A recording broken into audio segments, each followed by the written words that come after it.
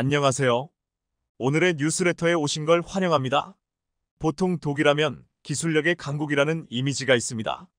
아무래도 한국에서는 찾아보기 힘든 100년 이상 된 기업이 즐비하기 때문일 텐데, 철강 기업 크루프크러, 현 티센크루프는 1811년에, 광학기업 자이스 GEISS는 1816년에, 산업기기 전문 보시비오 SCH는 1886년에, 글로벌 미디어 기업 베텔스만 버털즈먼은 1835년에 창립했죠. 이렇게 100년 이상 안정적으로 사업을 해오고 있다면 그 어떤 기업도 함부로 따라올 수 없는 기술력을 축적했다는 의미이고 세계 최고 기술 강국이라고 불러도 손색이 없을 겁니다. 참고로 메르세데스 벤츠도 저러한 기업들 앞에서는 명함도 내밀지 못합니다. 1926년에야 세워졌으니까요. 그래서 독일인들이 겉만 번지르르한 제품에 시선을 주지 않는 이유도 오로지 최고만을 추구하도록 부지불식간에 훈련되어 있기 때문입니다. 어쨌든 100년 이상 된 기업이 즐비한 기술력의 독일 이미지가 한국 때문에 조금씩 균열이 생기기 시작한 것은 불과 몇 년 되지 않았습니다. 이러한 이미지를 깬 것은 독일 기업이 제품을 잘 못 만들어서가 아니라 아이러니하게도 기술을 배워간 한국이 잘 만들어도 너무 잘 만들어 생긴 해프닝인데요. 도대체 한국과 독일 사이에 무슨 일이 일어났던 걸까요? 오늘의 큰 주제 기술력의 강국이라는 독일의 이미지는 제2차 세계대전으로부터 시작됩니다. 19세기 중반 영국은 벌써 선진공업국이 되었지만 후발주자인 독일은 19세기 후반에서야 공업화 단계에 접어들었죠. 당연히 영국인들의 눈에 독일 제품의 이미지는 저품질의 저렴한, 지금으로 치자면 메이드 인 차이나의 느낌이었습니다. 영국 제품을 복제한 제품들도 즐비했었죠.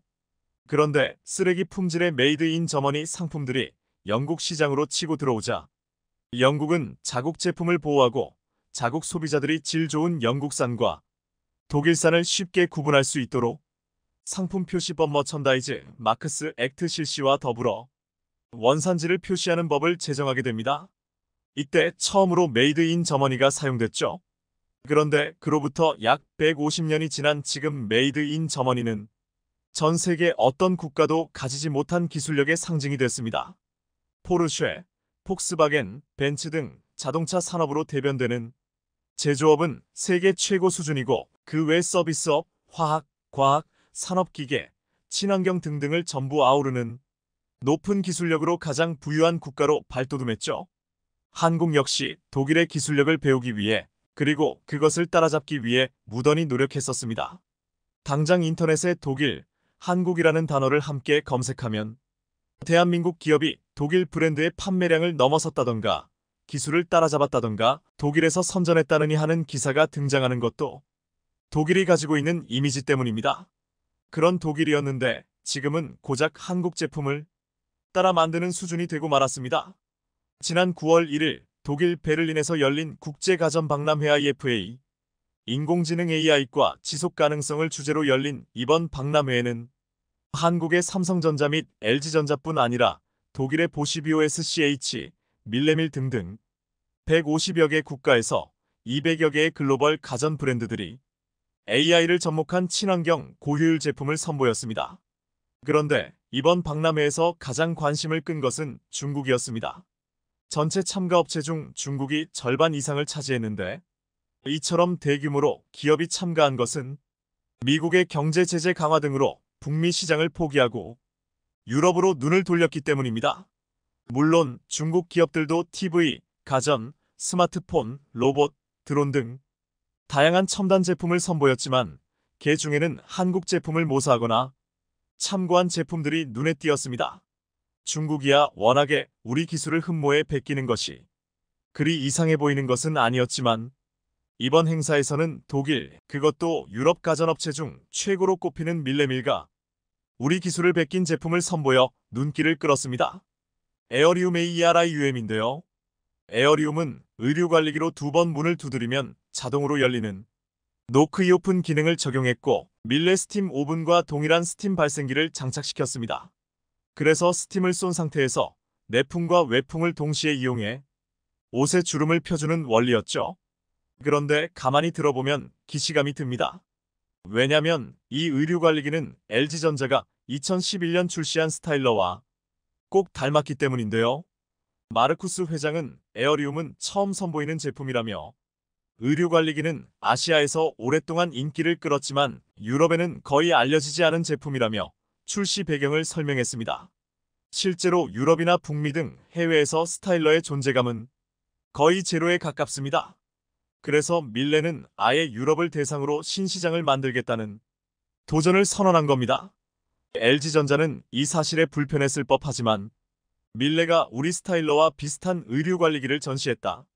경쟁자가 생겼다기보다 우리가 처음 내놓은 신가전이 세계에서 인정받았다는 느낌이 들었다는 의견을 밝혔습니다. 현재 한국의 의류관리기 시장은 삼성전자의 에어드레서 등이 가세하면서 한 해 60만 대 규모로 성장했는데 이제는 신혼부부가 꼭 챙겨야 하는 필수 가전으로 자리 잡았습니다.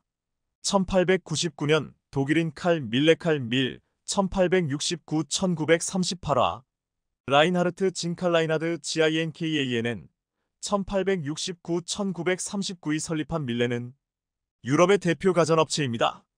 이뮨 컴플렉스를 출시한 상트 베른하르트보다 4년이나 앞서 설립된 독일 대표 백년 기업이죠.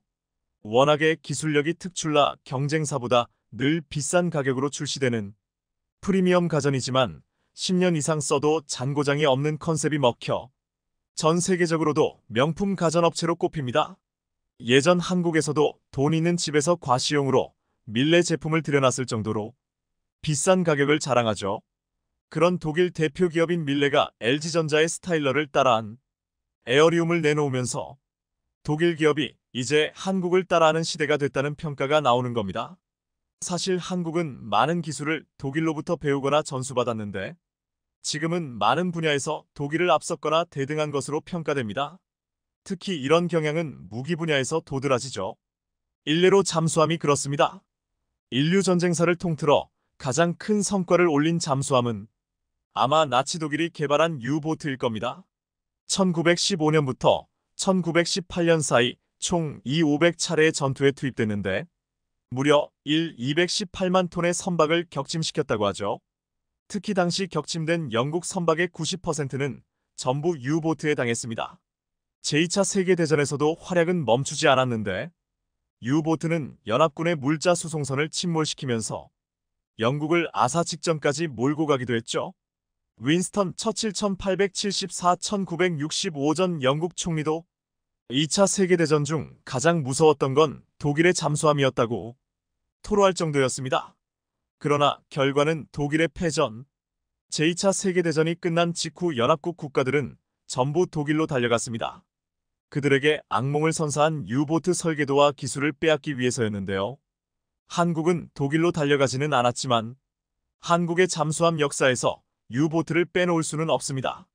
전쟁 후 U보트 개발에 참여했던 기술자들은 기술을 버리기 아쉬워 HDWHOWALDTSVVERK 도이치 WERFT 조선소에 모여 작지만 강한 206 잠수함을 만들었습니다. 그리고 이를 바탕으로 200톤급 209 잠수함을 만들어 수출하기 시작했는데요. 어뢰 탑재가 가능한 209는 재래식 잠수함 중에서도 역사에 길이 남을 완성도를 자랑합니다. 한국이 209를 도입한 것은 전두환 전 대통령이야 전두환으로 칭함 시절입니다. 1983년 버마현 미얀마의 아웅산 묘역을 방문한 전두환은 북한이 미리 설치한 폭탄에 암살될 뻔했습니다. 이 테러로 충격받은 그는 두 가지 국방정책을 천명했는데 하나는 박정희 전 대통령이야 박정희로 칭함이 시작했다가 전두환이 중단한 현무미사일 개발을 이어감과 동시에 잠수함을 개발하자는 것입니다. 어느 국가든 수출을 목표로 하지 않는 이상 무기를 개발한다는 사실은 극비로 취급됩니다. 한국 역시 1983년 독자 개발한 150톤급 잠수함 돌고래 역시 극비리로 시작됐죠. 지금 현재까지도 공식적으로 공개되지는 않았습니다. 그러나 소형 잠수함에 해당하는 150톤급으로는 북한의 도발을 억제하는 것에 한계가 있어 더 큰 잠수함을 개발하기로 하고 독일로부터 209 잠수함 도입을 계획하는데요. 하지만 이 사실이 미국 귀에 흘러들어가면서 전두환은 쿠데타로 자신의 정권을 인정해준 미국에 미운 털 박힐 필요는 없다며 잠시 중단했다가 임기 말에 다시 추진하게 됩니다. 그리고 1987년 HDW로부터 209 잠수함 3척을 도입하게 되는데요. 1992년 마침내 한국 바다에 도착한 1번 잠수함에는 해상왕 장보고의 이름을 따 장보고함으로 명명했습니다. 1번함은 독일에서, 2번과 3번함은 옥포대우조선소에서 건조됐죠. 그래서 이 잠수함을 바탕으로 한국이 독자 개발한 잠수함들에 장보고라는 이름이 붙게 된 겁니다. 독일 잠수함으로부터 기술을 가져와 개발한 한국형 잠수함 중 으뜸은 단연 도산 안창호함 장보고 이 배치 1입니다. 2021년 8월 취역함으로써 미국, 영국, 프랑스, 일본, 인도, 러시아, 중국에 이은 세계에서 8번째 3영톤급 이상 잠수함을 독자 개발한 국가가 됐습니다. 현재 캐나다는 60조 원에 이르는 초대형 잠수함 도입 사업을 추진 중인데, 알려진 바에 따르면 도산 안창호함의 개량형인 하나오션의 DSM이 3000과 일본의 다이게이급이 치열하게 경쟁 중인 것으로 알려졌습니다. 아마 조만간 수출 소식이 들려올 것으로 기대되는데, 한국의 기술을 전해준 독일은 거론조차 되지 않습니다. 청출어람이라는 사자성어가 딱 들어맞는 상황인데요. 어쨌든 도산 안창호함을 통해 한국은 무장체계까지 전부 국산화를 이뤄냈습니다. 경어뢰, 대형어뢰, 잠대함 및 잠대지, 순항미사일, 수직발사 시스템까지 전 세계적으로도 이를 성공한 나라는 손에 꼽는데, 도산 안창호함은 디젤 잠수함 중 세계에서 가장 큰 3영톤급으로 기뢰, 어뢰, 유도탄 등 다양한 무장을 탑재할 수 있습니다. 덕분에 해상 및 지상 핵심 표적을 정밀하게 타격할 수 있는 능력까지 갖췄죠. 특히 장비의 국산화율이 76%에 이르는 만큼 수출 시 문제가 되는 지적재산권 및 수출 규제로부터 자유롭습니다. 도산 안창호함의 가장 큰 특징 중 하나는 전 세계에서도 유례없는 SLBM 발사가 가능하다는 점입니다. 핵탄두를 실어 나를 수 있는 탄도미사일은 무엇으로 운반하느냐에 따라 공중에서 투하하는 ALBM, 지상에서 발사하는 ICBM, 잠수함에서 발사하는 SLBM으로 구분합니다. 그중 SLBM은 수중에서 발사되는 만큼 가장 두려운 탄도미사일인데, 왜냐면 심해에서 갑자기 떠올라 미사일을 쏘기 때문입니다. 사실상 대응이 불가능한 겁니다. 상대방 입장에서는 SLBM이 존재한다는 것 자체로 불편하기 마련인데, 도산 안창호함에는 SLBM 발사대가 6기나 탑재됩니다. 그래서 지난 2021년 9월 15일에는 전 세계에 공개적으로 SLBM 발사 모습을 과시했습니다. 바다에서 솟구친 미사일이 400km을 날아 목표 지점에 정확히 명중함으로써 한국은 세계에서 7번째로 SLBM 발사에 성공한 국가로 기록됐는데요. 이에 미국 잠수함 전문가 서튼은 자신의 블로그에 한국이 공개한 도산 안창호함은 미사일 능력에 새로운 여명을 예고하는 것일 수도 있다고 극찬하기도 했습니다. 이렇듯 한국은 기술력 강국 독일로부터 기술을 배워와 한국인 특유의 성실함과 손기술을 가미해 이제는 독일을 넘어 기술력 최강 대국으로 거듭나고 있습니다. 일부 분야에서 자신들을 뛰어넘은 한국을 보며 독일의 기분도 그리 나쁘지는 않을 것 같습니다. 최근 러시아가 우크라이나 내 4개 점령지를 강제로 병합하기로 선언하면서 러시아 우크라이나를 둘러싼 지역이 혼돈의 소용돌이에 휩싸였습니다. 이 소식을 들은 다른 국가들은 크게 반발하며 러시아의 일방적인 결정을 인정하지 않고 있는데요. 그리고 러시아가 강제 병합을 선언한 그 다음날 우크라이나군은 북쪽 핵심 도시인 리만을 재탈환하면서 러시아군 방어선을 뚫는 데 성공했습니다. 또 러시아가 핵어뢰 포세이돈을 탑재한 잠수함을 핵실험을 위해 북극해로 출항했다는 정황도 나오면서 긴장감이 고조되고 있는데요. 게다가 최근 발트해 해저 천연가스관인 노르트스트림 12 가스관이 폭발하는 등 유럽을 둘러싼 상황은 여전히 혼란의 상황이 연출되고 있습니다. 이처럼 유럽 지역 내 안보 불안 상황이 여전한 가운데 아이러니하게도 한국 방산에 대한 협력 요청은 더욱 가속화되고 있는데요. 그런데 폴란드에 이어 최근 한국에 또 하나의 잭팟이 터졌다고 하는데, 어떤 호재가 터진 것인지 자세히 알아보겠습니다. 한국산 방산 무기의 성장 속도가 역대급 움직임을 보여주고 있습니다.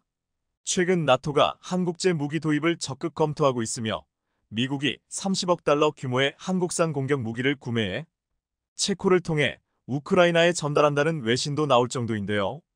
지금까지 우크라이나가 요청한 한국산 무기는 신공이 있지만 이전에 한국 정부는 공격 무기를 직접 지원하지 않겠다고 공식 요청을 거부했습니다. 이번 외신 보도 또한 국방부에서는 사실이 아니라고 부인한 상태입니다. 현재 미국의 무기 공급 부족이 현실화되고 있으면서 이를 충족해줄 한국을 끌어들이려고 하는 것으로 보이는데요. 그런데 이번에 해당 내용이 사실이 아니라고 해도 여전히 이런 보도가 나올 정도면 해외에서는 한국의 무기가 굉장히 필요한 상황으로 보여집니다. 실제로 노르웨이에서도 한화 디펜스가 만든 다연장 로켓 발사 시스템 K239 천무 도입을 추진한다는 소식이 들려왔는데요. 노르웨이의 천무 도입은 한화 디펜스의 차세대 보병 전투장갑차 제한 외의 구매로 노르웨이는 천무 발사기에서 NSM 대함 미사일의 시험 발사를 원하고 있는 것으로 전해집니다. 또 최근 현대로템의 경우 노르웨이 최대 규모의 방산업체로 손꼽히는 콩스버그와 방산 협력 합의서를 체결하면서 본격적인 협의를 이어갈 것을 공식화했습니다. 앞서 작년에 현대로템은 콩스버그와 전차 사업에 협력하기로 MOU를 체결했는데 이번에 더욱더 심도 깊은 관계를 만든 것으로 보입니다. 콩스버그는 세계 최고 수준의 지상무기 항공 우주 시스템과 솔루션을 공급하는 노르웨이 최대 규모의 방산업체로 유명한데요. 이런 이점을 살려 앞으로 이들은 콩스버그의 원격 무장장치, 디지털 통합 시스템 등 제품을 현대로템의 지상무기 체계 플랫폼에 적용해 판매하는 윈윈 전략을 취할 것으로 보입니다. 이렇듯 현대로템은 콩스버그와 협력하면서 노르웨이 전차 사업 공략에도 탄력받을 것으로 기대되는데요. 현재 현대로템은 노르웨이 전차 사업 수주를 목표로 영업활동을 하고 있는데 올해 1월부터 2월까지 노르웨이에서 K 동계 시험 평가를 진행했었습니다. 이제 곧 노르웨이에서 한국산 KEN5 전차를 볼 수 있을 것 같은데요. 뿐만 아니라 최근 마침내 슬로베니아도 K 도입을 위해 물밑 작업을 하고 있다는 깜짝 놀랄만한 소식이 들려왔습니다. 최근 슬로베니아 현지 군 소식통은 우리 방사청과 슬로베니아 정부가 K 전차 도입을 위한 검토 작업을 진행하고 있다고 밝혔는데요. 이런 사실은 방사청 정보 공개 목록 중 K 슬로베니아라는 문건에서 확인됐다며 소식통은 전했습니다. 당초 독일의 레오파르트의 전차를 도입하겠다고 했던 슬로베니아가 폴란드의 선택을 보고 K 전차를 도입하기로 마음을 바꾼 것으로 보입니다. 슬로베니아 소식통에 따르면 슬로베니아 정부는 K 도입에 큰 관심을 보이며 우리 정부와 현대로템에 관련 자료를 제공하는 등 본격적인 협상을 위한 준비 작업을 하고 있는 것으로 전해집니다. 이렇듯 슬로베니아의 K 도입 추진에 힘을 실어준 건 폴란드의 영향이 컸던 것으로 보이는데요. 앞서 폴란드가 K 전차 구매 물량을 당초 계획보다 더 많은 양을 추가해 대규모로 들여오면서 동유럽에 있는 여러 국가들이 K에 엄청난 관심을 보였기 때문입니다. 실제로 폴란드 수출을 계기로 K 구매를 희망하는 의사표현을 하거나 K 구매를 위한 실무 협상을 진행하고 있는 국가들이 다수 포착된 것으로 전해지고 있습니다. 그리고 최근 루마니아도 3조 원 규모의 군 현대화 사업에 K 전차 도입을 추진한다는 소식이 전해지면서 또 하나의 잭팟이 터졌는데요. 얼마 전 루마니아 국방부는 공식 트위터를 통해 바실레 딩쿠 루마니아 국방부 장관과 한국 국방부가 DX 코리아 2022에서 K 도입 등 방산 협력을 논의했다고 밝혔습니다. 루마니아 국방부는 최근 딩쿠 장관이 한국을 방문하고 고위급 회담을 가졌다면서 루마니아와 한국의 군사 협력 관계 발전에 초점을 맞춘 이번 양자 회담으로 국방 협력에 관한 기본 협정을 체결하는 의향서에 서명했다고 전했습니다. 당시 한국과 루마니아 장관은 아시아 태평양 지역 문제에 중점을 둔 국제 안보 상황을 논의하고 군사 교육, 사이버 방위, 합동훈련 분야에서 협력을 강화하기로 합의했는데요. 뿐만 아니라 루마니아의 군수품 생산 가능성도 고려해 노하우 이전과 같은 신기술 개발을 염두에 두고 협력 가능성을 분석한 것으로 전해집니다. 그리고 이 자리에서 K 전차 도입 건에 대해 구체적인 협의가 진행된 것으로 보입니다. 그런데 이번에 루마니아가 K 전차를 도입하려는 건 이 또한 폴란드의 영향이 무척 커 보이는 게 사실입니다. 폴란드의 한국 방산 대규모 구매로 유럽에 불을 지핀 것 같은데요. 현대로템은 폴란드 군비청과 K 전차 980대 수출 기본 계약을 맺으며 해외에서도 당당히 성능을 인정받았는데요. K는 현대로템이 2003년 개발에 돌입해 2010년부터 양산을 시작한 3.5세대 최신 전투 차량으로 최고의 기동성과 화력, 방호력, 최첨단 디지털 전투통 제장치를 갖춘 세계 최고 수준의 전차로 평가받습니다.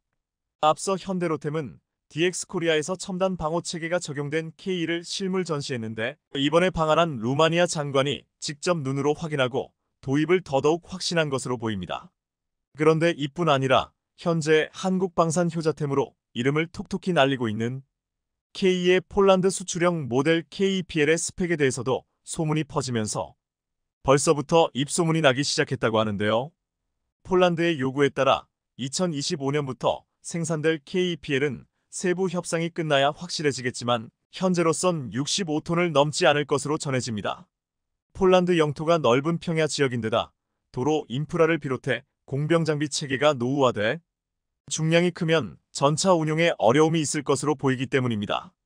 방어 수준은 현대로템에 따르면 KPL의 정면에는 현재 국방과학연구소와 삼양컴텍이 개발하고 있는 수출형 KSAP 복합 장갑이 도입될 것으로 보이며 기존 K보다 우수한 방어력을 가진다는 점이 확인됐습니다. 또 KPL은 K에 적용된 레이저, 위협경 보장치와 다영역 연막탄으로 구성된 소프트킬 능동방어 시스템과 함께 대전차 무기를 직접적으로 파괴하는 새로운 하드킬 능동방어 장치를 장착할 예정이라고 합니다. 현재 하드킬 능동방어 시스템이 거의 표준형 방어 장비가 되면서 현대로템이 국산화 작업에 나서고 있는 상황으로 KPL가 생산될 쯤엔 개발이 완료될 것으로 보입니다. 무엇보다 흥미로운 점은 KPL이 사용할 하드킬 능동방어 시스템이 제블린이나 형군과 같은 상부 공격형 대전차 미사일에 대응할 수 있다는 점입니다. 그리고 그동안 문제가 많았던 변속기 역시 앞으로 국산형으로 채택될 가능성이 높아 보이는데요. 실제로 S&T 중공업이 국산화 진행 중인 EST-15K 변속기가 최근 넘사벽 수준인 9600km 내구성 시험에 통과했다는 소식이 전해지면서 추가적인 검증 및 검토가 끝나면 K는 물론 KPL에도 적용될 가능성이 큽니다. 즉, S&T 중공업의 변속기 문제가 해결되면서 한국은 이제 군사 강국만이 개발할 수 있는 전략 품목인 파워팩까지 국산화할 것으로 보입니다. 방산업계에 따르면 앞서 지난해 S&T 중공업은 변속기 결함을 해결했으며 이에 따라 K의 4차 양산 물량부터 독일산 변속기가 아닌 국산 변속기 탑재가 가능해졌다고 밝혔었습니다. 당초 우리 군은 2차 물량부터 K의 파워팩을 국산화에 도입하기로 했지만 양산을 앞두고 진행된 내구도 평가를 충족하지 못하면서 무산됐었습니다. 하지만 S&T 중공업은 이번에 우리 군이 제시한 내구도 기준인 9600km를 통과하면서 완벽한 국산화에 한 발짝 더 다가서게 될 것으로 보입니다. 그리고 최근 K 흑표를 이을 국산 스텔스 전차가 베일을 벗었다는 소식이 전해지면서 또 한 번 전 세계 군 관계자들을 긴장시켰는데요. 실제로 이번 DX코리아에서 공상과학 영화에 등장한 것과 비슷한 국산 차세대 전차 CG 영상이 공개됐는데 이를 본 참석자들은 입을 다물지 못했다고 합니다. 현대로템에 따르면 차세대 전차는 적 레이더에 잘 탐지되지 않는 스텔스 형상을 갖추고 무인 포탑, 원격 조종 총탑 등으로 무장했습니다. 주포의 경우 현재 K의 주포보다 큰 130포를 장착하며 현재 국방과학연구소에서 개발 중인 전열화학포, 레이저포 개발이 완료되면 이 또한 장착을 검토할 예정이라고 합니다. 차세대 전차는 미래전의 필수 아이템이 된 소형 전술 드론도 탑재하는데 드론을 띄워 적진을 정찰한 뒤 필요하면 자폭 공격도 할 수 있습니다. 우리 군은 2035년 이후 K를 대체할 차세대 전차를 도입할 계획으로 2030년대 초반까지 개발을 완료할 예정이라고 하는데요. 추후에 K가 세대 교체되더라도 한국에게는 새로운 비밀병기인 차세대 전차가 있기 때문에 지금과 같은 한국 방산의 대세 흐름은 계속 이어질 것으로 보입니다. 대만의 총통 선거를 한 달 앞두고 중국이 항공모함 전단을 대만 해협 중간선에 출현시켜 또다시 대만 총통 선거에 개입하려는 움직임을 보이고 있습니다. 지난 11일 중국의 항공모함 전단은 대만과 중국 본토를 구분하는 대만 해협을 통해 남쪽으로 항행해 중간선 서쪽에 머물렀습니다. 대만 해협 중간선은 1955년 미국 공군 장군인 벤저민 데이비스가 일방적으로 선언한 경계선으로 미국은 이 선을 넘지 말라는 암묵적 합의를 중국과 대만 양측에 압박해 왔습니다. 하지만 중국은 대만 해협이 국제수로가 아니며 자국의 내해라고 주장해 왔는데요. 최근 중국군의 동향은 아예 이 중간선의 존재를 인정하지 않는 것은 물론 중간선의 소실을 노리고 있다는 진단이 나올 정도로 위협적입니다. 반대로 대만의 경우에는 이 중간선이 유지되지 않으면 방어선은 후퇴할 수밖에 없기 때문에 어떻게 해서든지 지키려 하고 있는데요. 그런데 중국 항공모함 전단이 중간선에 출현한 때는 다음 달 13일 실시되는 대만 총통선거가 코앞에 다가온 시점이었습니다. 현재 대만 총통선거는 중국으로부터 대만의 정치적 독립을 추구하는 집권 민진당, 중국과 밀착을 추구하는 국민당, 중국과의 대화를 주장하면서도 중도 노선을 따르는 민중당 간 3파전 양상을 띠고 있습니다. 아직까지는 현재 집권 민진당의 라이칭더 총통 샤오메이친 부총통 후보가 지지율 선두를 달리고 있지만 중국이 이렇게 총통 선거를 코앞두고 항모를 통해 무력 시위에 나선 것은 어떻게 해서든 자신들에게 유리한 국면으로 선거에 영향을 주려는 의도라고 파악됩니다. 그런데 이번 항모 전단에는 해외에서 갖은 진상을 부리고 다니며 악명이 높은 산둥함도 있었습니다. 중국은 최근에도 자신들의 두 번째 항공모함인 산둥함 띄우기에 여념이 없습니다. 올 봄에는 산둥함에서 전투기와 헬기 등 함재기 620여 대가 이륙했다고 홍보하면서 함재기 출격 기록을 갱신했다고 자랑하기도 했습니다. 하지만 산둥함의 실체는 함재기로 헬기를 사용하는 반쪽짜리 항공모함에 물과한 것이 사실입니다. 620대 대부분은 헬기인 것입니다. 중국은 차이잉원 대만 총통의 미국 방문과 케빈 메카시 하원 의장과의 회동 때에도 산둥함 항모 전단을 투입해 대대적인 대만 포위 공격 훈련을 벌였습니다. 당시 미국은 태평양 함대 소속 니미츠 항모 전단을 투입해 만무를 놓았는데요. 양국 항모 전단이 불과 400km도 안 되는 거리를 사이에 두고 대립하는 초유의 일이 벌어진 것이었습니다. 당시 중국은 산둥함 항모 전단의 서태평양 훈련을 대대적으로 선전하면서 대만 독립 세력은 이제 도간에 든 쥐라고 기세를 올렸습니다. 그러나 산둥함 항모 소식을 전한 미국의 반응은 무슨 일이 있었느냐는 듯 담담했습니다. 크리스 미거 국방부 장관 보좌관은 당시 미국 기자들에게 이렇게 말했습니다. 니미츠 항모 전단이 서태평양의 공해와 상공에서 안전하고 책임있게 훈련을 전개하는데 아무런 방해도 받지 않았다. 한마디로 중국 항모 전단이 미국 항모 전단에 아무런 위협도 되지 않았다는 뜻이었습니다. 중국은 시진핑 국가주석이 세 번째 임기를 시작한 직후부터 대대적인 항모 띄우기에 나서고 있습니다. 하지만 중국 항모는 기술적으로나 작전 경험 측면에서 미국 항모 전단의 상대가 되기 어렵다는 게 일반적인 평가입니다. 전통적으로 육군에 비해 해군 전력이 약했던 중국은 1980년대 중반부터 항모 확보에 부심했습니다.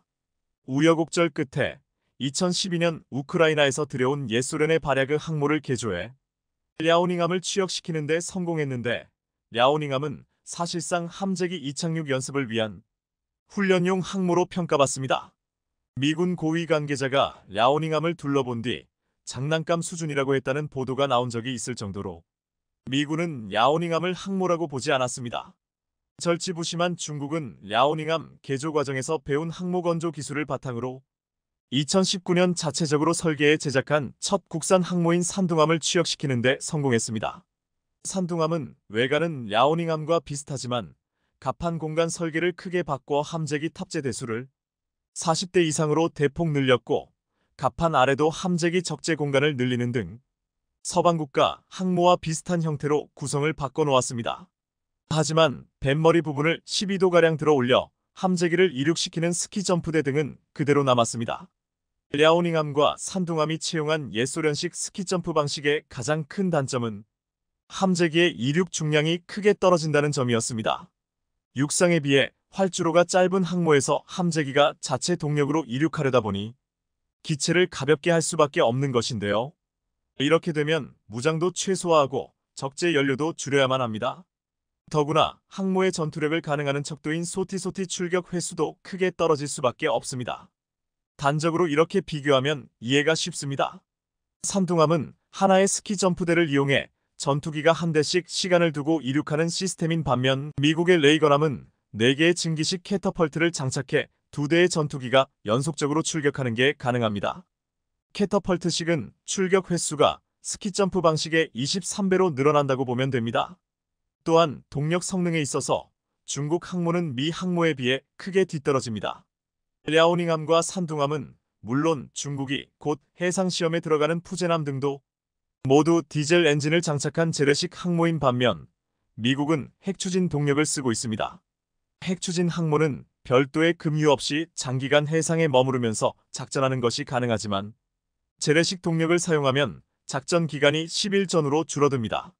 기간을 늘리기 위해서는 엔진 가동에 필요한 연료를 실은 보급선이 계속 따라다녀야 합니다. 주목해서 볼 점은 지난번 서태평양 진출 훈련을 한 산둥함도 호위함 한 척과 보급함 한 척 등 달랑 두 척의 수상함만 거느린 채 훈련에 나왔다는 점입니다. 즉 산둥함이 훈련에 한번 나오면 모항으로 돌아갈 때까지 필요한 기름 걱정하기 바쁜 상황이란 것을 알 수 있습니다. 중국의 첫 국산 항모 산둥함은 2019년 취역했지만 서태평양 진출 훈련은 올봄이 처음이었습니다. 취역 후 무려 4년 만에 원거리 훈련에 나선 것이었는데요. 지난해 6월에는 조선소에 들어간 산둥함 항모 갑판에 구멍이 숭숭 난 모습이 위성사진에 포착된 적이 있었는데 당시 갑판용 강제가 함재기의 속도와 충격을 버텨내지 못한 것 아니냐는 지적이 나오기도 했습니다. 선체를 구성하는 강제에 금이가 침수가 있었다는 소문이 나돌기도 했는데요. 한마디로 부실 시공이었다는 것입니다. 하지만 뭐니 해도 중국 항모가 넘어야 할 마지막 관문은 핵추진 기술입니다. 군사 전문가들은 재래식 동력을 쓰는 푸제남이 세계의 전자식 사출기를 제대로 가동할 만한 전력을 확보하는 일이 쉽지 않을 것으로 보고 있습니다. 전자식 사출기를 운용하려면 여기에 들어가는 전력을 생산하는 별도의 디젤 발전기를 갖추고 있어야 하는데 중국군 해군사령부 중령 출신의 야오청은 지난해 한 인터뷰에서 이렇게 말했습니다. 푸제남은 만재 배수량이 8만 T인데 연료 적재량이 그중 4분의 1인 1만 8천 T에 이르고 연료 보급선까지 따라붙는다. 항모 운항에는 문제가 없겠지만 전자식 사출기에 필요한 전력 확보가 쉽지 않을 것이다. 아직도 미 항모를 따라잡으려면 넘어야 할 산이 많다는 이야기입니다. 그런데 중국이 그렇게도 띄우려고 하는 산둥함을 탄생시킨 총책임자이자 산둥함의 아버지로 불리는 전직 간부 후원밍이 숙청당해 중국 인민들을 큰 충격에 빠뜨렸습니다. 지난 27일 상하이 인민법원은 후원밍 전 회장이 2001년부터 2020년까지 국유기업들의 간부로 재직하면서 직권을 남용해 공사 발주와 합작, 원자재 구매, 간부 승진 등 인사 과정에서 약 109억 원의 뇌물을 수수했거나 챙기려 했다고 밝혔습니다. 다만 이 가운데 약 18억 원은 실제 수뢰하지 않아 미수에 그쳤다고 덧붙였습니다. 그는 또 중국 선박중공업 회장이었던 시기 부실한 민영 조선소를 인수해 회사에 중대한 손실을 끼친 혐의도 받고 있었습니다. 그렇다면 후원밍은 어떤 인물이길래 이렇게 많은 이목이 그에게 쏠린 것일까요? 한마디로 후원밍은 중국 항공모함과 핵잠수함 탄생에 있어 요직 중 요직을 거친 인물이었습니다. 그는 중국 항공공업과 중국병기공업그룹의 요직을 두루 거친 후 2010년 항공모함과 핵잠수함 등 중국 핵심 해군 장비 개발과 생산을 담당하는 중국 선박중공업 서기 겸 부총경리로 일했던 인물입니다. 지금 생각해보면 후원밍 인생의 정점은 중국 최초의 국산 항모인 산둥함 연구개발의 총지휘자로 나서 2019년 산둥함이 정식 취역했을 때였습니다. 중국 최초 항모인 야오닝함이 미완성 항모를 사들여 개조한 것인데 반해 산둥함은 중국 최초의 독자 기술로 건조된 항모로 중국 해양 굴기에 이정표를 세우며 해군력 증강에 중대한 역할을 했다는 평가를 받았고 그래서 총책임자였던 후원밍은 산둥함 개발로 단숨에 국민 영웅으로 떠올랐습니다. 하지만 국민 영웅은 수뢰제와 직권 남용으로 역사의 뒤안길로 사라지고 말았습니다. 일각에서는 후원밍이 산둥함 개발을 진두지휘했고 육해공군 3군의 군사장비 건조에도 관여했다며 그의 낙마가 국가 기밀 유출과 관련이 있는 것 아니냐는 의혹을 제기하기도 했는데요.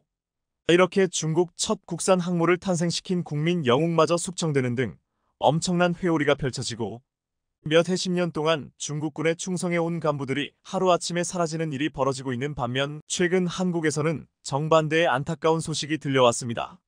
국산 초음속 전투기 KF-21 보람의 사업의 타당성 조사와 발전 방안 연구 등을 총괄하던 한국국방연구원 KIDA의 고병성 획득 사업 분석단장이 과로로 쓰러진 것입니다. 병원으로 후송됐지만 뇌사 판정을 받은 것으로 전해졌는데요. 그는 KF-21 전투기 사업 분석단을 이끌어왔고 최근 KF-21의 첫 양산 사업에 대한 타당성 조사 연구와 관련해 마음고생이 심했던 것으로 알려졌습니다. 고 단장은 양산하면서 미사일 성능도 업그레이드하면 된다는 개발사 측과 절충안을 찾으려 수일간 밤을 새웠다고 합니다. 무기체계 전문가로 지난 20여 년간 KIDA에서 근무한 그의 손을 거쳐간 주요 무기만 45가지는 되는 것으로 알려졌습니다. 한국국방연구원은 탄도미사일 개발에 참여했던 한국국방과학연구소 ADD 연구원이 지난 21일 실험 중 폭발로 순직한 사건에 이어 국방 업무에 종사하는 또 한 명의 이름 없는 영웅이 일터에서 본분을 다하다 소천했다며 안타까움을 표명했습니다. 국방 업무에 종사하는 연구 인력에 대한 두 나라의 상반된 평가를 보여주고 있습니다. 현재 중국에서는 자기들의 국산 첫 항공모함을 탄생시킬 정도로 국가에 헌신했고 한때 국민 영웅으로 떠받들었던 인물까지도 하루아침에 숙청할 정도로 피바람이 물고 있습니다. 대체 중국군 내부에서 어떤 일들이 벌어지고 있는 것인지 이 편에서 더 자세히 다루도록 하겠습니다. 폴란드가 역사상 가장 역동적인 군사장비쇼가 될 것이라는 훈련 오텀 파이어 2023을 시작했습니다. 오텀 파이어 2023은 폴란드 최초로 역동적인 무기쇼로 기획되어 지난 17일 폴란드 북동부 오르지스 사격장에서 대중들 앞에서 공개되어 최신 군사장비의 전투시연이 벌어졌습니다. 이 훈련이 시작된 9월 17일은 폴란드가 1939년 9월 17일에 러시아의 침공을 받은 날로 큰 의미가 있었습니다. 마리우시 부아슈차크 폴란드 국방부 장관은 1939년에 폴란드는 혼자였고 오늘날은 나토에 속해 있지만 누구도 우리나라를 방어할 책임을 짊어지지 않을 것입니다 라고 말하며 폴란드의 무장 강화에 대한 이유를 설명했습니다. 이날 시연한 제16기계화 사단은 한국산 K전자와 K구자 주포가 가장 먼저 배치된 부대로 이번 훈련의 주인공이 되어 K전자와 K구자 주포의 화력과 기동성을 유감없이 보여주었습니다. 훈련을 찍은 영상에서 K구자 주포가 단독샷으로 잡히며 세계 최강자 주포의 위용을 자랑했는데 앞으로 진격해오는 K전차의 행렬 도소름 끼칠 정도였습니다. 그 중에서 가장 인상적인 장면은 K전차가 나란히 도열해서 사격을 준비하는 장면이었습니다. 먼지로 뒤덮인 평원을 질주하는 K구자 주포와 K전자의 영상도 올라왔는데 드론으로 찍힌 영상에는 한국산 전차와 자주포가 얼마나 놀라운 기동성을 가지고 있는지를 체험시켜 주었습니다. 전쟁을 가정한 훈련에서 K전차와 K구의 실제 사격도 이뤄지며 엄청난 정확도를 자랑했습니다. 이날 화력쇼를 보기 위해서 1만 명의 시민들이 몰려들어 전시된 무기들을 타보기도 했지만 실제 기동하고 사격하는 생생한 장면을 바로 앞에서 볼 수 있었습니다. 폴란드 군인들도 한국산 무기들을 보기 위해 몰려들었는데 여군들이 남자 병사의 목마를 타고 한국산 무기를 핸드폰으로 찍는 장면도 보였습니다. 이번 훈련에는 제12, 18기계화 사단, 제6공수여단, 제25항공기병여단 장병들도 참가했는데 총 1000여 명의 장병과 70개의 무기가 동원되었다고 했습니다. 이러한 훈련은 폴란드에서는 처음으로 벌어지는 것이었는데 폴란드 매체 가 국방부 장관에게 이렇게 다이나믹한 사격쇼 훈련을 공개하겠다는 구상이 어디서 나온 것이냐 물었습니다. 이에 부아슈차크 장관은 한국에서 초청받아 참관한 비슷한 쇼를 보고 감동받았다면서 한국에서 영감을 받아 이 쇼를 기획했다고 말했습니다. 지난 6월 부아슈차크 폴란드 국방부 장관은 한국에서 벌어진 연합 합동화력 경멸 훈련에 참관했습니다. 당시 K전차, K구자준포, 천무 등 한국산 무기의 화력이 눈앞에서 시연되면서 부아슈차크 장관은 연신 인상적이다 최고다라는 말을 연발하며 감탄사를 쏟아냈습니다. 지난해 9월 펼쳐진 화력쇼에는 해외 25개국 장성급 인사를 비롯해 국방관료와 방산관계자들이 참석했습니다. 당시 슬로바키아는 국방장관을 대표로 하는 30여 명의 대규모 사절단을 전세기로 큰 관심을 드러내기도 했습니다. 이렇게 전세계 국방부는 전세기까지 동원해서 한국산 무기 화력쇼에 참가하며 그 위력을 실감했습니다. 지난 4월에는 폴란드에 수출된 K 전차의 첫 실사격 훈련이 펼쳐졌는데 첫 훈련에 참가한 두다 대통령은 2.7km 떨어진 표적을 잇따라 명중시키자 찬사를 보냈습니다. 한국은 그동안 화력 훈련을 통해서 우리 군의 최신 무기의 강력함을 보여주며 전력을 과시하는 동시에 한국산 무기에 관심이 있는 국가들을 초청해서 마케링의 전략으로도 사용했습니다. 이에 감명을 받은 폴란드가 한국산 무기로 한국에서 보여줬던 활력쇼를 폴란드에서도 보여준 것입니다. 이번에 러시아 푸틴과 북한 김정은이 만나면서 북한산 무기가 러시아로 향할 것이라는 예측이 나오고 있습니다. 이미 많은 포탄이 러시아로 간 것으로 확인되고 있는데 이제 북한이 가지고 있는 KN-9 방사포가 러시아에 공급될 것이라는 말까지 나오고 있습니다. 이 방사포는 최대 사거리 200km로 자체 로켓 유도 시스템까지 갖추고 있어 미사일급으로 평가된다고 했습니다. 이런 가운데 한국산 K239 천무가 또다시 폴란드의 인도대에 주목받고 있습니다. 지난 15일 천무 발사대 11대가 폴란드 그더니아 항구에서 인도되는 장면이 보도되었습니다. 천무는 하이마르에 비하면 2배의 화력으로 최대 사거리 290km를 자랑하는데 이번에 북한이 준다는 KN-9의 압도적인 무기로 평가받고 있습니다. 폴란드에서는 K239 천무가 또다시 빠르게 인도되는 것에 크게 고무되어 올해 안에 18사단의 천문가 배치되기를 바란다는 말이 나오고 있습니다. 현재 한국과 폴란드는 방산 2차 계약을 놓고서 협의를 하고 있는데 지난 15일 폴란드 매체 디펜스24는 국영방산기업 PGG가 KEPL 전차와 K9PL 곡사포에 관해서는 컨소시엄 형태로 경영계약을 체결할 예정이다. 컨소시엄의 예비 조건은 이미 합의됐고 이제 군수부는 기대치를 제시해야 한다고 말했습니다. 앞으로 발주청인 폴란드 군수청이 구체적인 구성 시간 및 공식을 결정하면 실제로 대규모의 2차 계약이 완성된다는 것입니다. 폴란드는 이번 계약을 통해 유럽 최대 군사 강국을 꿈꾸고 있습니다. 이런 가운데 최근 UAE가 인도네시아를 대신해서 KF-21 사업에 참여한다는 사실이 알려졌습니다. 전 세계 언론들은 이를 대서특필하며 항공기 시장에 해기될 한국산 전투기를 집중 조명하고 있습니다. 그런데 사업에서 제외될 위기에 놓인 인도네시아보다 폴란드에서 이 소식이 크게 화제가 되고 있습니다. 폴란드에서는 한국의 전투기 개발 프로그램 참여를 자신들이 고려하고 있는 상황에서 UAE는 이미 참여가 결정되었다고 말했습니다. 폴란드는 그럼에도 자신들에게 아직 사업에 참여할 기회가 있다고 보고 크게 우려하고 있지 않는 듯한 분위기입니다. 오히려 자신들이 선택했던 한국산 전투기 FA-50에 이어 KF-21 개발이 순항하고 있고 UAE 등 중동 국가들로부터 인정받았다는 것에 크게 고무되어 있습니다. 한국산 무기를 대거 도입한 폴란드는 최초 유럽에서 무모한 행동이라는 말을 들었습니다. 하지만 이제 폴란드의 선택은 그들에게서 부러움을 사고 있습니다. 시청해주셔서 감사합니다.